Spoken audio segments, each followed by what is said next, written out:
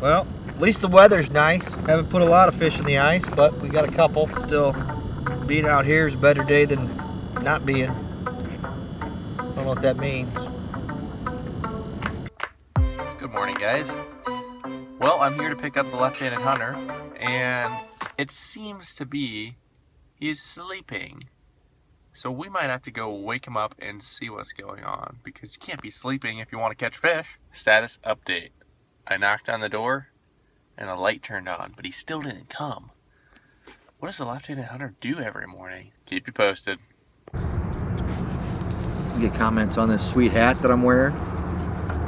We did have a couple inquiries about what this was on the end of Chris's rod today. It is a little spring bobber. What that does for you when you're fishing these light jigs and the light biting fish that we've been catching, you know, it gives you an extra little bit of sensitivity out the end. It basically works, you know, like a bobber would in the water, but instead of being in the water, it's on the end of your rod. So when that fish takes it, you're seeing that bite. Very sensitive. It does absolutely help when the fish are biting light. How to put one of these on, one of the first things you want to do is feed that line through that little eyelet right there, because if you don't feed it through there, it's not going to work before you tie your jig on. And if you're like me, can't see your line very well, especially with this light line, I don't want to keep cutting and retying because I forgot to do a step.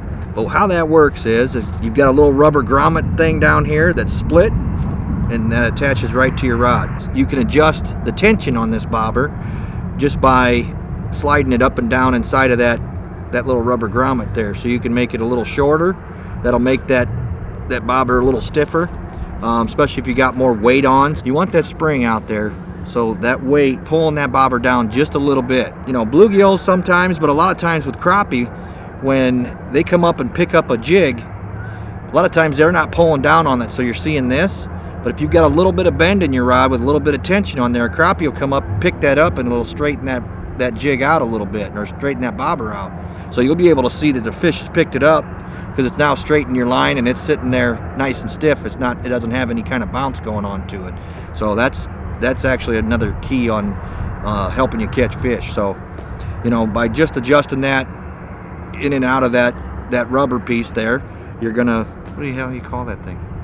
They put a bright little ball on the end of there, which actually glows in the dark if you illuminate it, and that will make it easier to see your bites at night.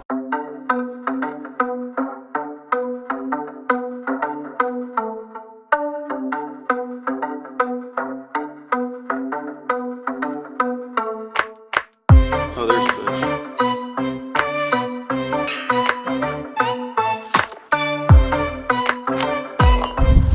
Now, what knot are you using here?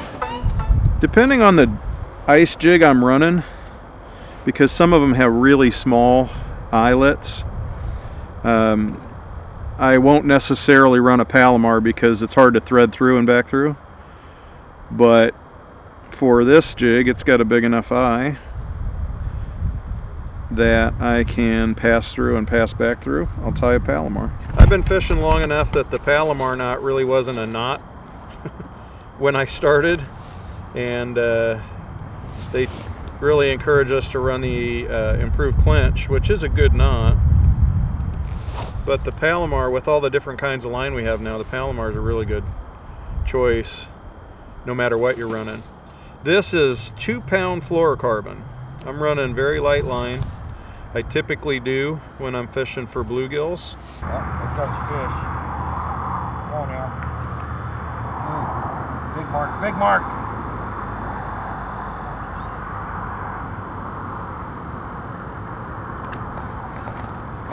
Oh, rip your lips off. Woo! Look at me. Look at that one. Very nice. That's very nice. Very nice bluegill. Left-handed hunter. Okay, I'm trying to be positive here, but my positivity is going down. Because ice fishing is stupid. This is stupid. Where's Mike? Come on, fish. What are we talking about? Your spring bobber? I think we should talk about how the ice is going away. We have Already? limited opportunities, so we got to sort of make the most of those when we have opportunities. We had a good 4 inches. Yeah, you got 4 inches ice, but it's going to be real warm. And I work the next 6 days in a row, same with you. So I'm not going to be fishing anytime in the near future. And by the time I do get a fish, no more ice. Zach's fishing tomorrow though. Maybe. We'll fish tomorrow, give her a whirl, and then we're back to school. So that's why we have to just take any time you can, get on the water. Even if it's a bad day, it's still a better day than it would be if you're at work or doing something crappy. I had fun and we caught some fish. I mean, it wasn't crazy good, but we definitely caught fish. We wouldn't have caught otherwise. Yeah, we caught a few nice ones too. I mean, it wasn't just like, caught some smaller fish, but caught a couple of good ones. Had to keep moving. Fish wouldn't sit still. They kept moving. Yeah, that was the strategy today, was to drill a bunch of holes and keep checking new spots, because Thank God for 4 inches. instead of 10. yeah, 10's a little more to drill through. A little easier. Hand augers kind of traveling light because there wasn't a ton of ice. In fact, we may have had a shade under 4 in the last lake that we drilled. Maybe. Caught a couple bass.